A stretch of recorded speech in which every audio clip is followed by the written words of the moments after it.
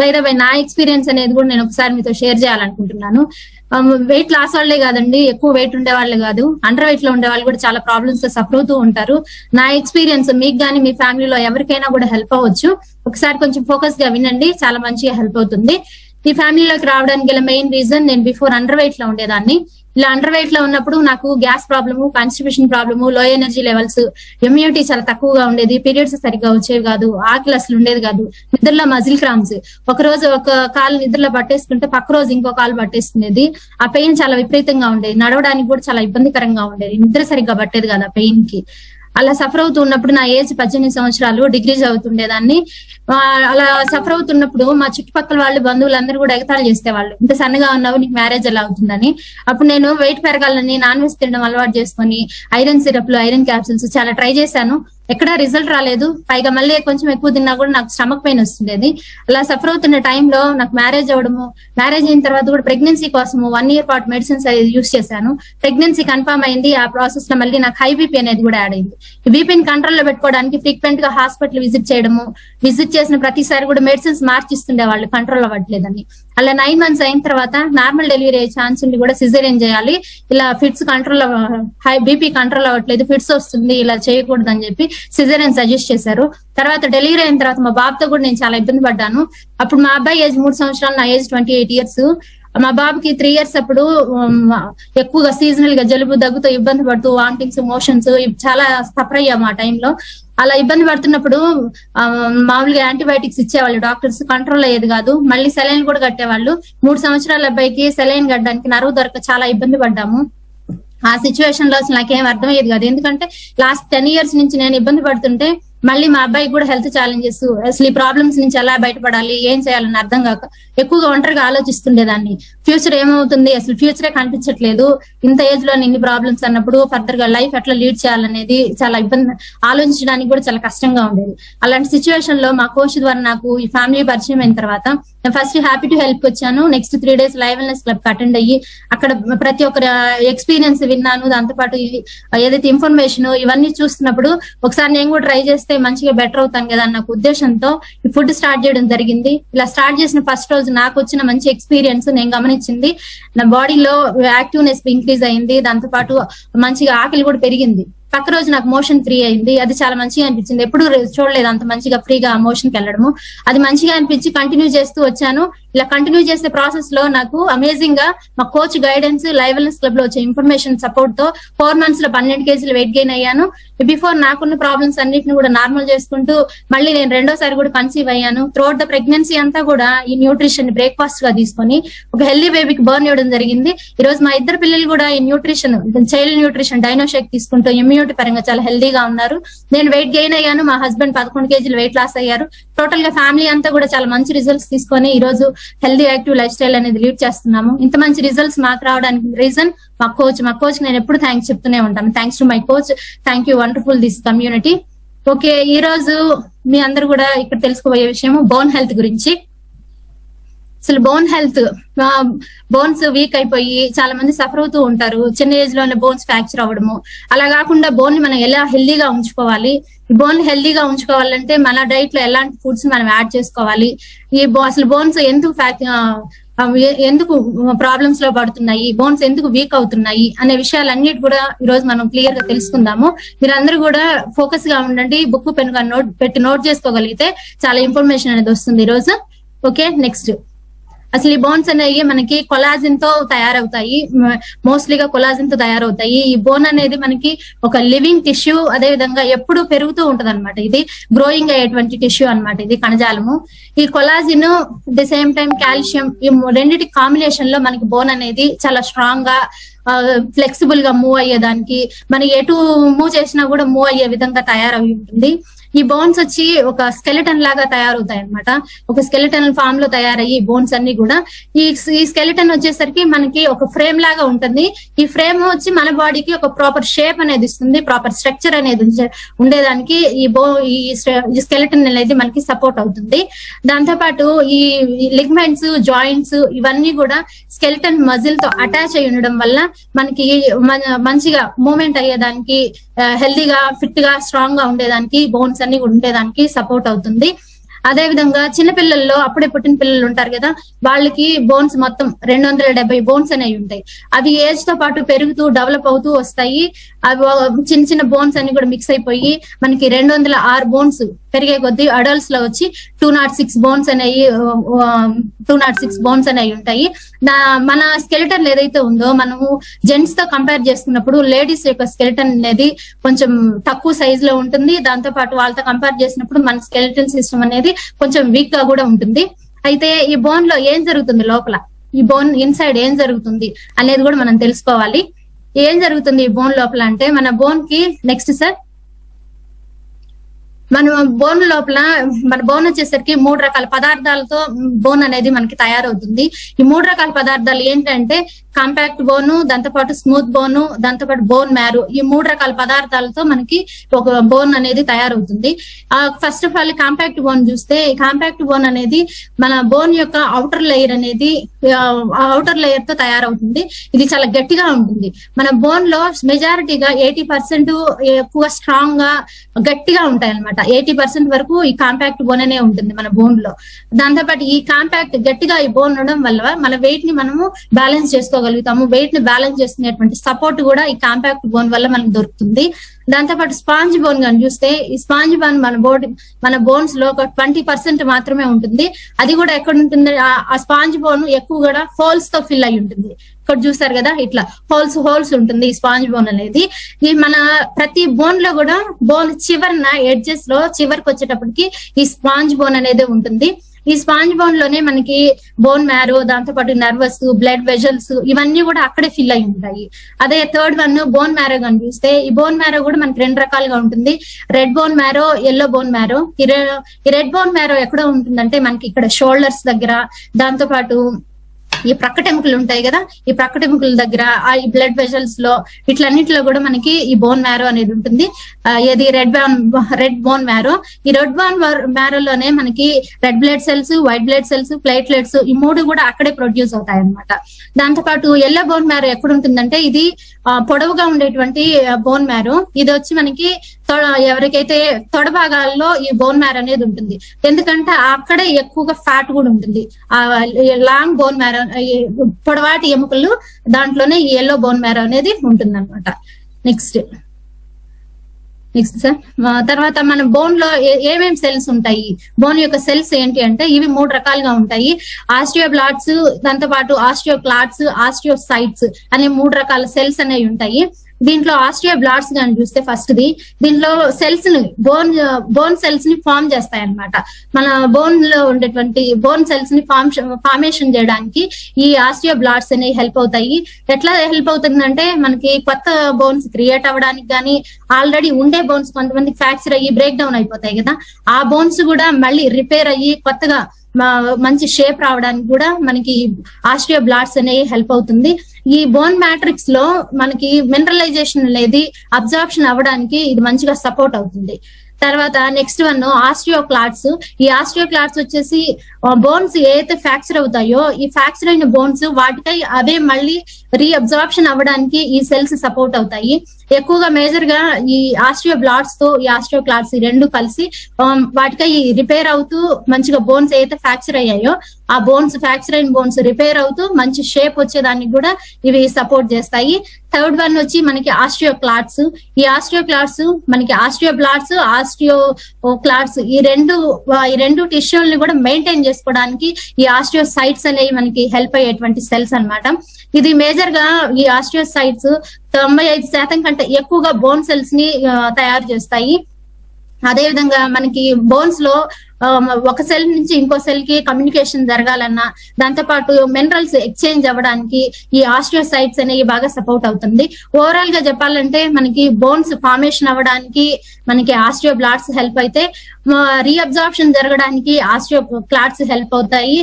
Osteocytes వచ్చేసి మనకి mineralisation జరగడానికి మంచిగా సపోర్ట్ అవుతాయి. ఈ 3 రకాల సెల్స్ మన బోన్స్ లో ఉంటాయి అన్నమాట. ఓకే, నెక్స్ట్ సార్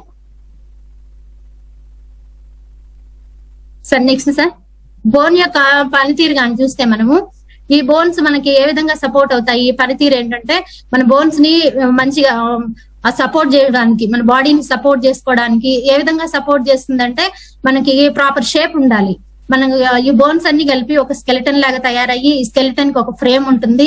ఈ ఫ్రేమ్ వల్ల మన బాడీకి ఒక ప్రాపర్ షేప్ అనేది తయారవుతుంది. దాంతో పాటు ఈ పెల్విస్ అంటే మనకి హిప్ రీజియన్ లో ఉండేటువంటి స్కెలిటన్ అన్నమాట. ఈ స్కెలిటన్ కి ఈ లిగ్మెంట్స్, మజిల్స్ ఈ 2 సపోర్ట్ తో మనకి ఈ పెల్విస్ లో కూడా ప్రాపర్ షేప్, స్ట్రక్చర్ అనేది రావడానికి హెల్ప్ఫుల్ గా ఉంటుంది. దాంతో పాటు మనకి ఈ ప్రక్కటెంపులు గానీ, మజిల్స్ గానీ, లిగ్మెంట్స్ గానీ ఇవన్నీ ఏమి గానీ లేకపోయాయి అనుకో మనకి లంగ్స్ అనేవి నిలబడవు, ఇవి కొలాప్స్ అయిపోతాయి. ఇవన్నీ కరెక్ట్ గా వాటి యొక్క ప్లేస్ లో అవి ఉండి ప్రాపర్ షేప్ ఉండడానికి మంచిగా సపోర్ట్ చేస్తాయి ఈ బోన్స్. దాంతో పాటు మూమెంట్, మన బాడీలో బోన్స్ మధ్యలో జాయింట్స్ ఉంటాయి కదా, ఈ జాయింట్స్ అన్ని కూడా బోన్ కి మధ్య జాయింట్స్, ఈ జాయింట్స్ హెల్దీగా మూవ్ అవ్వడానికి, ఫ్లెక్సిబుల్ గా ఉండడానికి ఈ మనకి బోన్స్ అనేవి హెల్ప్ చేస్తాయి. దాంతో పాటు ఈ మజిల్స్, లిగ్మెంట్స్, ఇవన్నీ జాయింట్స్ ఇవన్నీ కూడా మంచిగా మూవ్ అవుతూ మన నర్వస్ సిస్టమ్ వరకు కూడా ప్రతిదీ కూడా కోఆర్డినేట్ చేయడానికి కూడా ఇవి హెల్ప్ అవుతాయి. దాంతో పాటు ప్రొటెక్ట్ చేయడానికి ఏదైతే మన స్కెలిటల్ సిస్టమ్ ఓవరాల్ గా మన బాడీలో ఉండేటువంటి వైటల్ ఆర్గాన్స్ ఏదైతే ఉన్నాయో, బ్రెయిన్ గానీ, లంగ్స్ ని గానీ, మిగిలిన ఆర్గాన్స్ అన్నిటిని కూడా ప్రొటెక్ట్ చేసేదానికి మనకి బోన్స్ హెల్ప్ అవుతాయి. దాంతో పాటు మన బ్రెయిన్ ని ప్రొటెక్ట్ చేయడానికి, అదే విధంగా మన కపాలము, దాంతో పాటు మన ఈ ప్రక్కటెముకలు, వెన్నుపాము వీటన్నింటిని కూడా మేజర్ గా బ్లడ్ వెజల్స్ వీటన్నింటిని కూడా ప్రొటెక్ట్ చేసేదానికి మనకి బోన్స్ అనేవి హెల్ప్ అవుతాయి. నెక్స్ట్ సార్, అదే దాంతో పాటు బ్లడ్ సెల్స్ ప్రొడక్షన్, మనకి బ్లడ్ సెల్ ప్రొడక్షన్ ఎక్కడ జరుగుతుంది అంటే బోన్ మ్యారోలో జరుగుతుంది. రెడ్ బ్లడ్ సెల్స్ కానీ, వైట్ బ్లడ్ సెల్స్, ప్లేట్లెట్స్ ఇవన్నీ కూడా బోన్ మ్యారోలో వీటి యొక్క ప్రొడక్షన్ అనేది జరుగుతుంది. ఎక్కడ ఈ బోన్ మ్యారో ఉంటుందంటే మన స్కెలిటన్ లో హెమటోపాయిసిస్ అనే ఒక ప్లేస్ ఉంటుంది అనమాట. ఆ ప్లేస్ లోనే ఈ బ్లడ్ సెల్స్ అన్ని కూడా ప్రొడక్షన్ అనేది జరుగుతుంది. అది జనరల్ గా మన చిన్నపిల్లల్లో కానీ చూస్తే ఎక్కడ జరుగుతుంది అంటే బోన్ ఏదైతే లాంగ్ బోన్ ఏదైతే ఉంటుందో తొడల దగ్గర ఉంటుంది, థైస్ ఏరియాలో.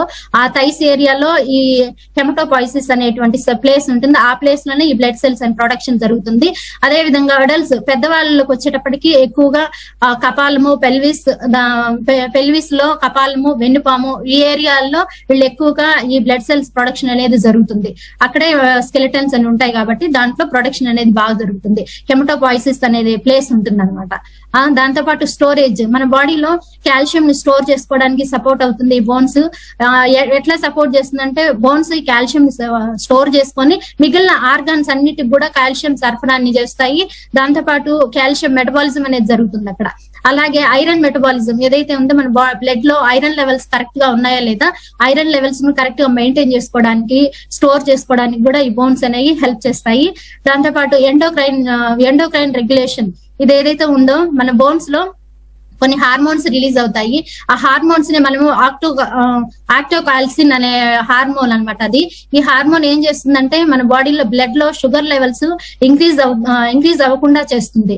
దాంతో పాటు ఈ ఆస్టియోకాల్సిన్ అనేది బ్లడ్ లో ఇన్సులిన్ ఇంక్రీజ్ చేయడంతో పాటు దాంతో పాటు ఇన్సులిన్ సెన్సిటివిటీ, దాంతో పాటు గ్లూకోజ్ సెన్సిటివిటీ ఇవి రెండింటిని చేస్తూ, అలాగే ఎక్కువ షుగర్ బ్లడ్ లో ఇన్సులిన్ ఎక్కువ నెంబర్ ఆఫ్ సెల్స్ ప్రొడక్షన్ చేసే విధంగా సపోర్ట్ చేస్తూ, అలాగే ఫ్యాట్ ని కూడా ఎక్కువ స్టోర్ చేయకుండా కూడా హెల్ప్ చేస్తుంది. ఫ్యాట్ ని స్టోర్ చేయనివ్వదు, బ్లడ్ లో ఎక్కువ షుగర్ ఇన్సులిన్ సెల్స్ ని ఎక్కువగా ప్రొడక్షన్ కూడా చేసేదానికి ఈ ఆక్టోకాల్సిన్ అనే హార్మోన్ సపోర్ట్ చేస్తుంది. అది కూడా మనకి ఇక్కడ ఈ బోన్స్ లో నుంచే రిలీజ్ అవుతుంది. నెక్స్ట్ సార్, తర్వాత ఎందుకు మనం బోన్స్ ని మనకు బోన్ హెల్త్ ఎందుకు ఇంపార్టెంట్ అంటే, మనం ఎదిగే పిల్లలు ఉంటారు, యంగ్ ఏజ్ లో ఉంటారు. ఈ యంగ్ ఏజ్ లో ఉండే వాళ్ళు ఆల్రెడీ పాత బోన్స్ కంటే కూడా కొత్తగా అప్పుడే జనరేట్ అయ్యేటువంటి బోన్స్ త్వరగా ఫ్రాక్చర్ అవుతాయి. అట్ ది సేమ్ టైం ఆ ఏజ్ లోనే బోన్స్ ఎక్కువగా బోన్ మాస్ అనేది ఎక్కువగా ఇంక్రీజ్ అయ్యేది కూడా ఆ ఏజ్ లోనే. దాంతో పాటు 30 years ఏదైతే ఏజ్ ఉంటుందో ఆ ఏజ్ లో ఉండే వాళ్ళు వాళ్ళ యొక్క బోన్ మాస్ ని ఎంత వరకు రీచ్ అవ్వగలరో అంతవరకు కూడా మంచిగా ఇంక్రీజ్ చేసుకోగలుగుతారు. దాంతో పాటు ఈ హెల్తీగా ఉండేటువంటి అడల్ట్స్ ఎవరైతే ఉన్నారో వీళ్ళలో బోన్ రిమూవ్ చేసినా రీప్లేస్ చేసినా కూడా సేమ్ ఒకటే లాగా ఉంటుంది. రీప్లేస్ చేయడం వల్ల ఒక ఎఫెక్ట్, రిమూవ్ చేయడం వల్ల ఒక ఎఫెక్ట్ అలా ఏం ఉండదు. ఏది చేసినా కూడా ఒకేలాగా ఉంటుంది. అయితే వీళ్ళు నార్మల్ గా గెయిన్ చేసుకునే దానికంటే కూడా చాలా తక్కువగా వీళ్ళు బోన్ మాస్ ని గెయిన్ చేసుకుంటారు. దాంతో పాటు స్లైట్ గా బోన్ మాస్ అనేది అంత ఫాస్ట్ గా అనేది ఇంక్రీజ్ అవ్వదు ఏది రీప్లేస్ చేసుకున్నప్పుడు. దాంతో పాటు ఇలా రీప్లేస్ చేయడం వల్ల బోన్ స్ట్రెంత్ ని కోల్పోతారు. వాళ్ళ వెయిట్ ని వాళ్ళు వెయిట్ ని బ్యాలెన్స్ చేసుకోలేరు. దాంతో పాటు స్ట్రక్చర్ అనేది కూడా కరెక్ట్ గా ఉండదు రీప్లేస్ చేసినప్పుడు. అందుకని మనం బోన్ ని హెల్దీగా ప్రొటెక్ట్ చేసుకోవాలి. రీప్లేస్ చేసినప్పుడు అన్ని బెనిఫిట్స్ ఉండవు న్యాచురల్ గా వచ్చేదానికంటే కూడా. నెక్స్ట్ సార్, మనకి బోన్ కి సంబంధించి ఏ విధంగా మోడలింగ్, రీమోడలింగ్ ఏ విధంగా అవుతుంది బోన్ అనేది చూస్తే, మన బోన్ అనేది కంటిన్యూస్ గా త్రూఅవుట్ ద లైఫ్ అంతా కూడా కంటిన్యూస్ గా చేంజ్ అవుతానే ఉంటాయి ఈ బోన్స్ అనేవి. న్యూ బోన్ ఎప్పుడైతే పాత బోన్ బ్రేక్ అవుతుందో ఆటోమేటిక్ కొత్త బోన్ అనేది రెడీ అవుతుంది. దాంతో పాటు చిన్నపిల్లలకి అడల్ట్స్ లో వచ్చేటప్పటికి ఈ బోన్స్ అనేవి మోడలింగ్ ప్రక్రియ అనేది ఎప్పటికప్పుడు నిరంతరం జరుగుతూనే ఉంటుంది. అలాగే సెల్యులార్ యాక్టివిటీ ఈ బోన్స్ లో జరిగి త్రూఅవుట్ ద లైఫ్ అంతా కూడా జరుగుతూ ఉంటుంది. దీన్ని మనం రీమోడలింగ్ అని కూడా అంటారు. ఈ రీమోడలింగ్ జరిగేటప్పుడు మనకి బోన్స్ లో కాల్షియం అనేది ఎప్పుడు రీమోడలింగ్ జరుగుతూ ఉంటది కాబట్టి కాల్షియం కూడా బోన్స్ లో ఎప్పుడు కూడా స్టోర్ చేసుకోవడానికి సపోర్ట్ అవుతుంది. ఆ కాల్షియం స్టోర్ చేసుకొని మిగిలిన ఆర్గాన్స్ అన్నిటికి కూడా సరఫరా చేయడానికి కూడా హెల్ప్ఫుల్ గా ఉంటుంది. దాంతో పాటు ఈ ఫార్మేషన్ గానీ ఈ బోన్స్ అనేవి కొత్త బోన్ ఒక ప్లేస్ లో బోన్ అనేది ఫామ్ అవుతుంటుంది, ఇంకో ప్లేస్ లో ఆ బోన్ అనేది రిమూవ్ అవుతుంటుంది. ఇదంతా కలిపి ఒకే బోన్ లో జరుగుతుంది అనమాట. ఫామ్ అవడం గానీ రిమూవ్ అవడం గానీ ఒకే బోన్ లో జరుగుతుంది. కంటిన్యూస్ గా ఈ రీమోడలింగ్ అనే ప్రక్రియ అనేది ప్రతి అడల్ట్స్ పెద్ద ఏజ్ వచ్చేటప్పటికి ప్రతి 10 సంవత్సరాలకి కూడా ఈ కంటిన్యూస్ గా జరిగేది. ఇది ఒక లివింగ్ టిష్యూ కాబట్టి కంటిన్యూస్ గా ఈ ప్రాసెస్ జరుగుతూనే ఉంటుంది. 10 సంవత్సరాలకు ఒకసారి ఈ బోన్ అనేది రీప్లేస్ అవుతూ ఉంటుంది. నెక్స్ట్, అయితే ఈ బోన్ డిజార్డర్స్, బోన్ వల్ల మనకి ఎలాంటి ప్రాబ్లమ్స్ వస్తాయంటే, ఫస్ట్ ఇది మన అందరికి తెలిసిందే ఆస్టియోపాలసిస్. ఎందుకు ఇది ఆస్టియోపాలసిస్ వస్తుందంటే, బోన్ లో ఆల్మోస్ట్ ఆల్ వీక్ అవుతుంది. వీక్ అవడంతో పాటు దాన్ని బోన్ మాస్ వీక్ అవుతుంది, స్ట్రెంత్ ని కోల్పోతుంది. దాంతో పాటు ఎంత ఫాస్ట్ గా అది బోన్ స్ట్రెంత్ ని కోల్పోతుందో మళ్ళీ దీన్ని గెయిన్ చేసుకోలేదన్నమాట. ఆ విధంగా ఇది ఆస్టియోపాలసిస్ అనేది వస్తుంది. ఇవి చూడండి, ఇక్కడ హెల్తీగా ఉండేటువంటి బోన్ ఇది అన్హెల్దీ అనేటువంటి బోన్.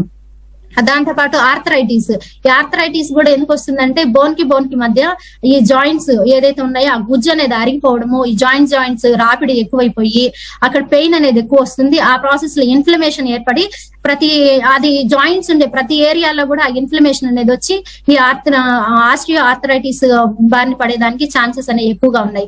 మెయిన్ ఆ మధ్యలో ఉండేటువంటి గుజ్జు ఎక్కువగా లేకపోవడము, వాటి మధ్య రాపిడి ఎక్కువ అవడం వల్ల ఇలాంటి ప్రాబ్లమ్స్ అనేవి వస్తున్నాయి.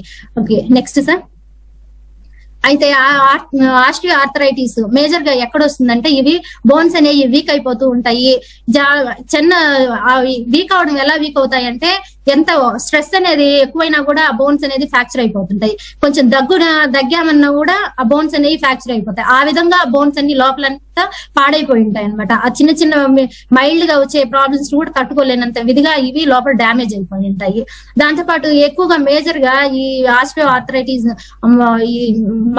అనేది మనం ఎక్కడ చూస్తామంటే, మనకి హిప్ రీజియన్ లో, దాంతో పాటు బ్రిస్ట్ ఏదైతే ఉందో ఆ ఏరియాలో మనకి ఈ ప్రాబ్లమ్స్ ఎక్కువగా మనం గమనిస్తూ ఉంటాము.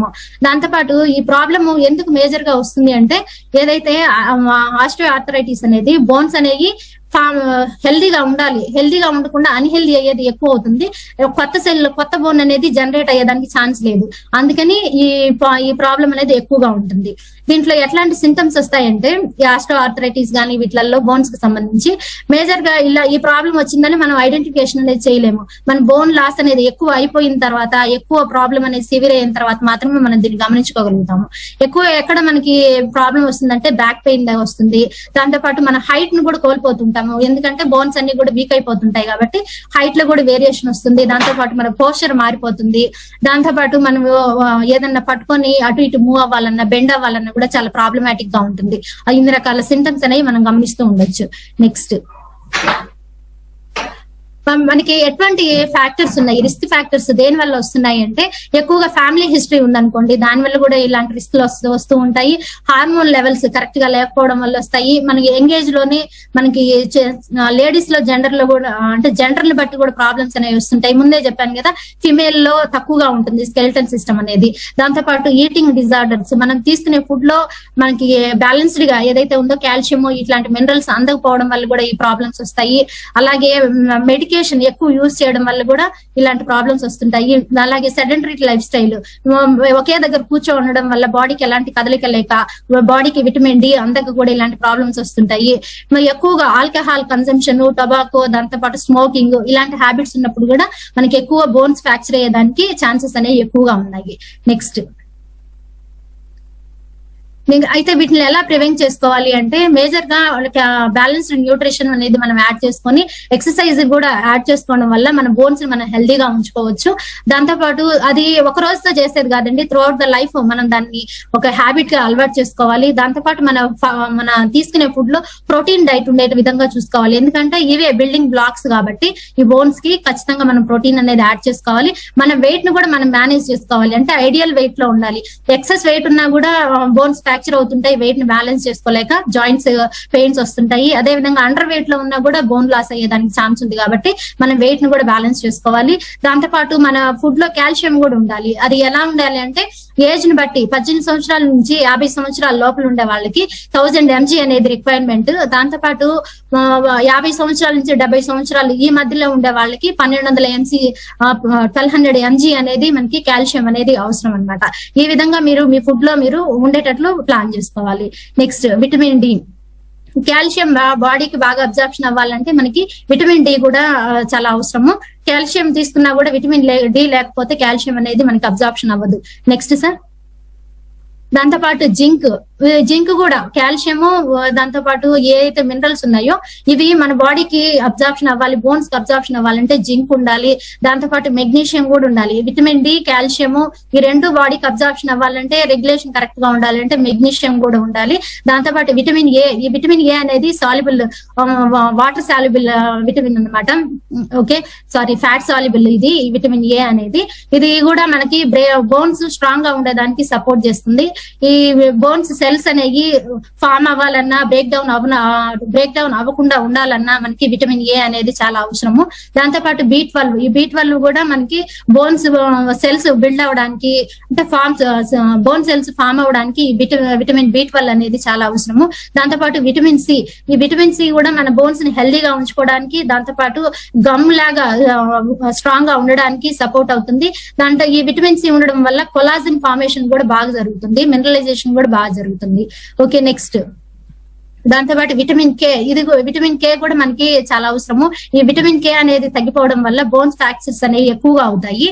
దాంతో పాటు మనం ఎక్సర్సైజ్ అనేది కూడా యాడ్ చేసుకోవాలి. నెక్స్ట్ సార్, ఎక్సర్సైజ్ అనేది కూడా మనం బ్యాలెన్స్డ్ గా యాడ్ చేసుకోవాలి. ఈ రోజు మనం చేయలేదు అనుకుంటే నెక్స్ట్ రేపటి నుంచే చేయాలి. అది ఎంగేజ్ లో ఉన్నారనుకోండి, త్రూ అవుట్ ద లైఫ్ అంతా కూడా మీరు ఎక్సర్సైజ్ గాని యాడ్ చేసుకుంటే మీ బోన్స్ అనేవి స్ట్రాంగ్ గా ఉండేదానికి చాలా హెల్ప్ఫుల్ గా ఉంటుంది.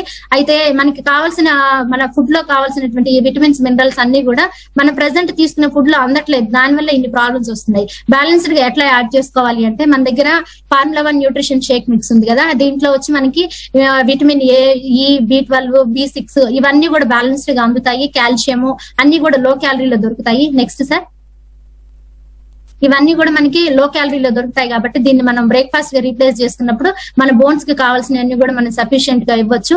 తర్వాత మనకి మల్టీ విటమిన్, దీంట్లో కూడా 17 రకాల ఎసెన్షియల్ విటమిన్స్, మినరల్స్, దాంతో పాటు హెర్బ్స్ ఇవన్నీ కూడా అందుతాయి. దాంతో పాటు యాంటీ ఆక్సిడెంట్స్, ఫైటో న్యూట్రియంట్స్ అన్ని ఉంటాయి కాబట్టి మన సెల్స్ ని ప్రొటెక్ట్ చేసుకోవడానికి హెల్ప్ అవుతాయి. నెక్స్ట్ సార్, దాంతో పాటు నెక్స్ట్ ప్రోటీన్ గాని చూస్తే, ప్రోటీన్ వచ్చేటప్పటికి మనకి మన ఏజ్ తో పాటు మన బోన్స్ జాయింట్స్ కూడా హెల్దీగా ఉండాలి.